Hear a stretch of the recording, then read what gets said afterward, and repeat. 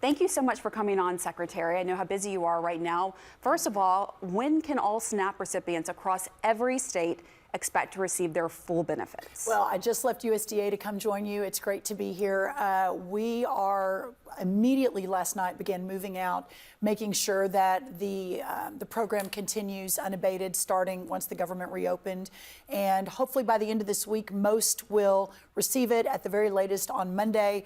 But keep in mind, the SNAP program is funded by the federal government, but it is the 50 states and 50 different infrastructures that move that money out, which is what made it so complicated, the patchwork. But it's moving, it's coming, and for those who really depend on it, good news is on the way. Yeah, and as you know, the courts, this all worked its way through the courts as well, and they said part of the confusion was how USDA handled it, with first saying that it wasn't going to give funds. I believe we have a full screen, use the contingency funds, and then use up to 50%, and then 65%, and that the partial funding made it confusing. I want to play a little bit of what we heard from Najee Kennard. She was a SNAP recipient. She received her partial benefits, and she was on the show yesterday. Let's listen to her.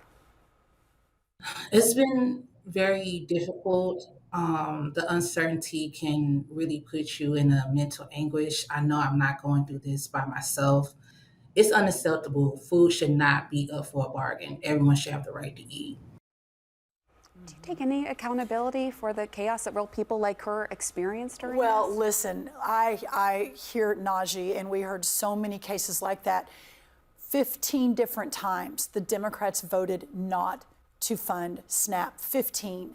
And this effort to put the blame on President Trump or on USDA is, from my perspective, comical. It is irrational. It is unreasonable.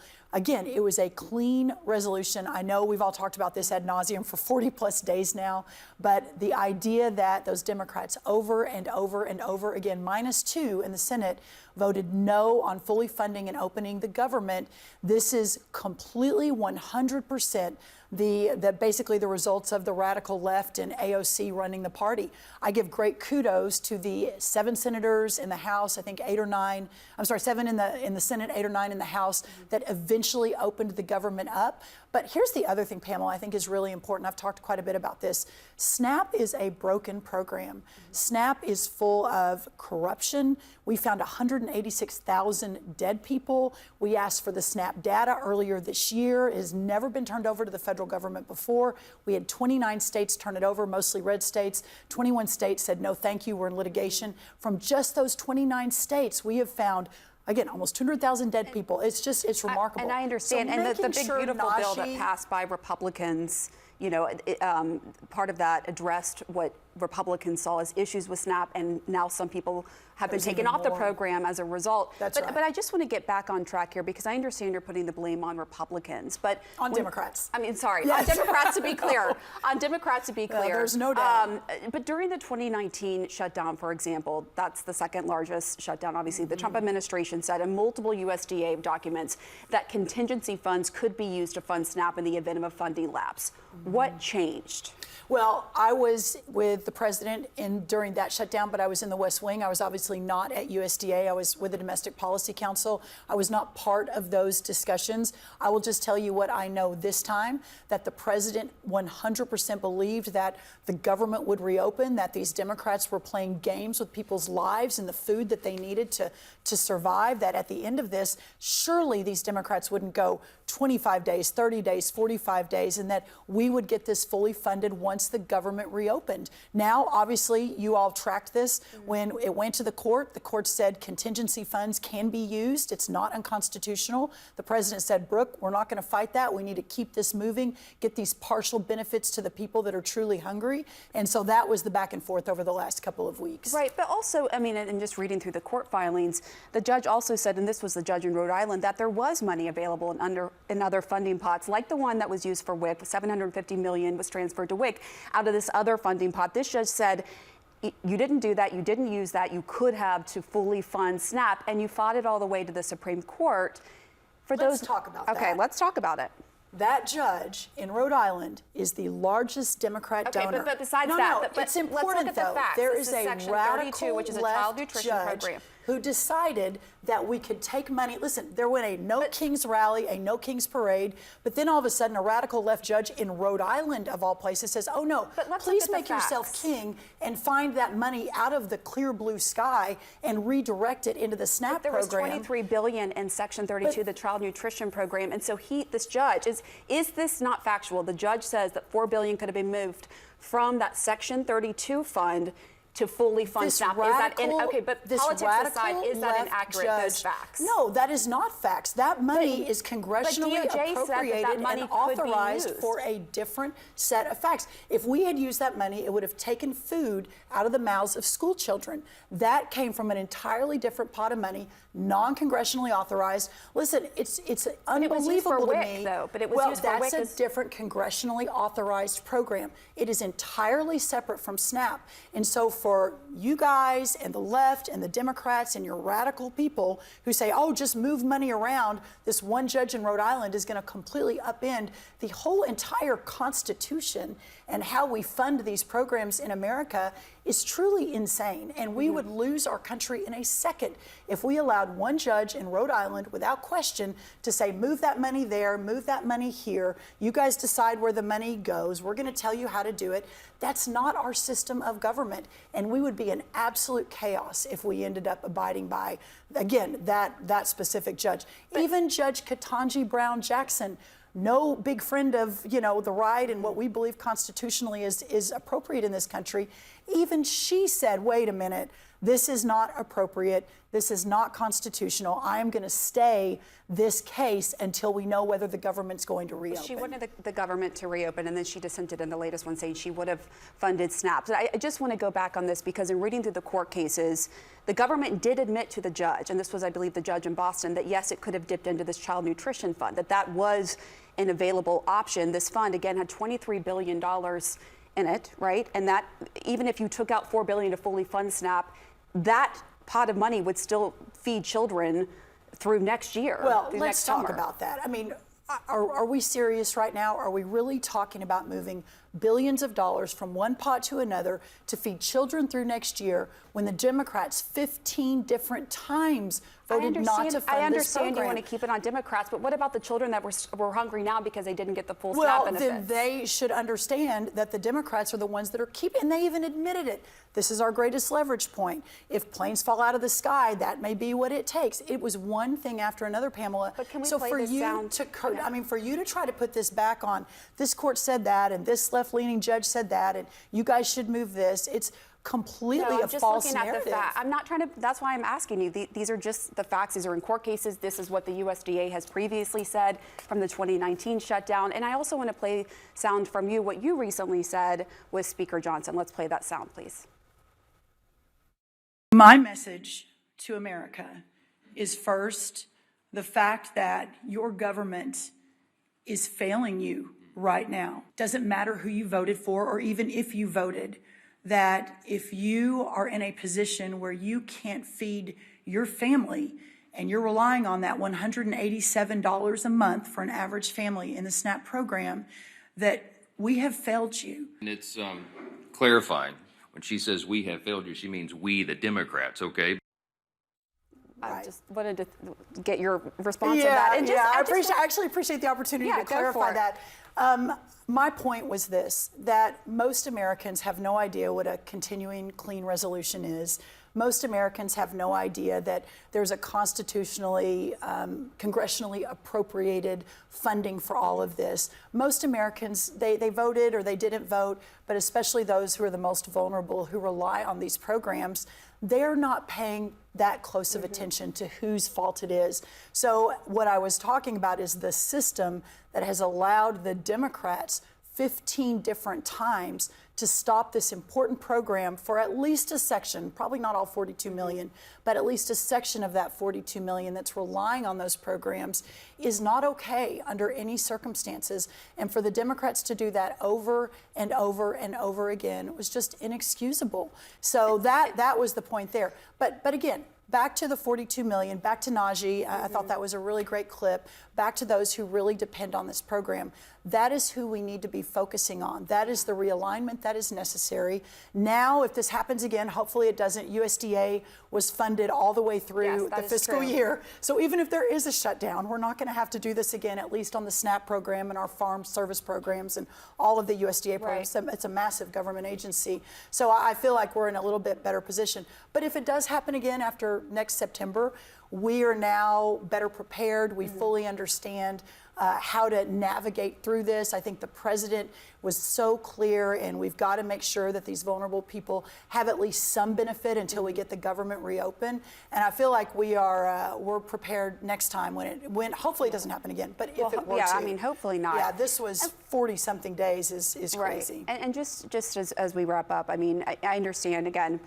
You're putting the responsibility on the Democrats who weren't voting for the CR that would have funded SNAP. But and you I have understand. to agree that's fair. I understand. I as a journalist, Right. I'm not taking a position on that. I'm just saying that is the argument. I understand. Yeah. I understand that argument. That Republicans like yourself are making administration officials, right? But at the same time, when you look at the facts, in 2019, SNAP was able to be funded. When you look at the court cases, I understand in principle you say, who is a judge to say what we need to do moving money judge from Rhode around? Island, that's But a if there big is Democrat money that is donor. available that could be moved around, like was done for WIC, like was done to pay military members, and according to the information we have, that could be done in the immediate future. What do you say to someone who would ask, well, where's the sense of humanity? Why are you fighting this? Why are you going to the Supreme Court on this and fighting it? Pamela. Where is the sense of humanity? I mean, really, where is the sense of humanity when 15 different times over 45 days, they themselves admitted they were holding Americans hostage to a, $200 million for health care for illegal aliens, $50 million for NPR and left-leaning media centers, millions for LGBTQ programs in the Balkans and other countries around the world. Are you serious right now? Is this why you're not going to open the government to support these programs that the majority of Americans, perhaps even the supermajority of Americans, do not support? And that is really the crux of the situation. Again, the president was so clear, and we were band-aiding, and we were duct taping, and we were bubble gumming all the way through October to get those funds out. And from the very beginning of October, we said, guys, November 1, there is nothing left. There is nothing that we believe statutorily, constitutionally, that we are able to do. We have got to get the government open so that Najee and all of these families can get their benefits. Right, but in the court records, they argue that that the USDA did not prepare for this inevitability, and as a result, there was a patchwork. There was first saying we can't use contingency funds, then we can use contingency funds up to 50%, then it went up to 65% with different calculations, and so they argue that that preparation wasn't there. I do want to get your thoughts as well, let me respond. Okay, That's not please, fair. please. We have an incredible team of careers at USDA. These are not Trump people, they are careers that have been there through other shutdowns, have worked at USDA for a really long time, that were working 24 hours a day, 7 days a week to try to figure out how to get the SNAP funds out. So to say that that team was not prepared or that we were not prepared, I'm just saying that's, we were in that's what was in the court records. That's why I'm laying you. Yeah. We were in uncharted territory. Never before has a government shutdown gone this long. Never before has there been this much at stake. Never before have we had a list of 15 radical left, basically policy requirements of the Democrats in order to reopen the government. So this was a different set of circumstances. Having said that, we moved out all of the October funding all the way through the shutdown. We eventually, based on what the president decided to do, moved out, or actually had authorization to move out another 65% of the $9.2 billion for November.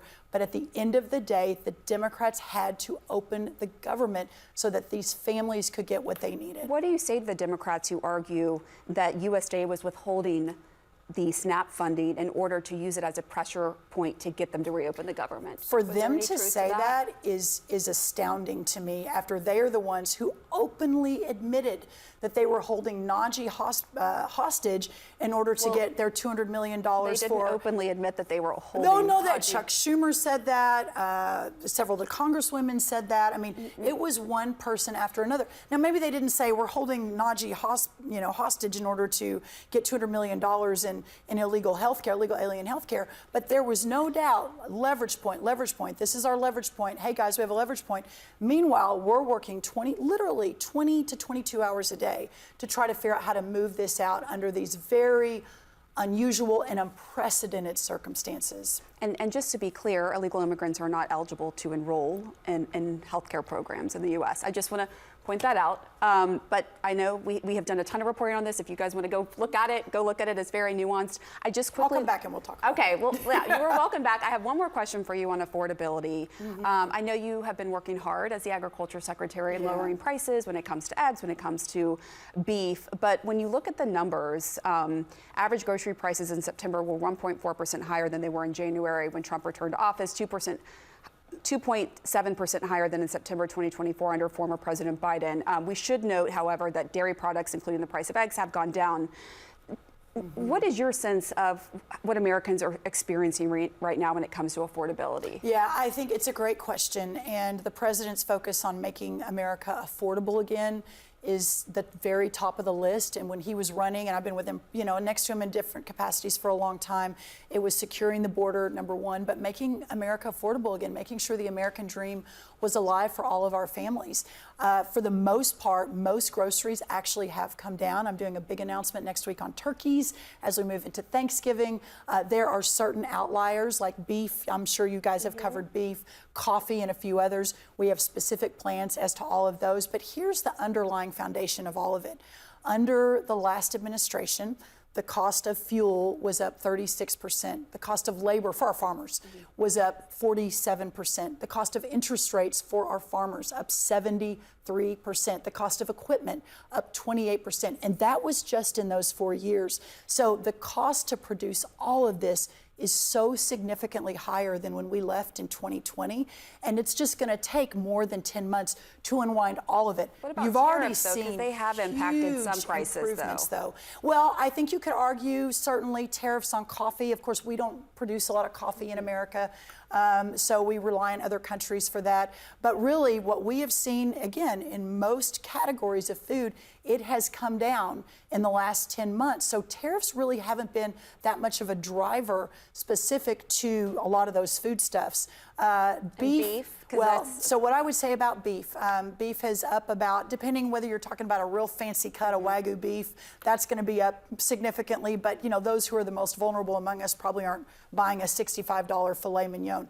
What we're very focused on is the cost of ground beef as an important protein in everyone's diet and what that looks like. And this is not a result of tariffs. This is actually a result of us having to close the ports to importing Mexican live cattle. We've got about 1 million head of cattle south of Texas, New Mexico, and Arizona because of the screwworm. So as we are moving back into a positive territory in terms of making sure that's contained and under control and not going to devastate our livestock industry like it did in the 1960s and 1950s, the ports will eventually open back up. We'll see a lot of those prices come down. We're also rebuilding the beef herd. We're opening up 5 million acres of forest land to allow more ranchers. We're at our lowest level of our cattle herd in 75 years. And of course, the market is going to react to that. Last administration, openly, frankly, hostile to ranchers because of climate change. They believe that the cattle's cause. So there's a lot of nuances to this effort. The tariffs on Brazil have added some pressure, right? On to be determined. The tariffs on Brazil on beef didn't kick in until about 4 to 5 to 6 weeks ago. So we don't see that necessarily at USDA. We really see the main driver is the Mexico live cattle across the border. And frankly, the cattle herd being at its lowest based on the last administration's policies that we've got to work on and fix. Agriculture Secretary Brooke Rollins, thank you so much for coming on the show. And for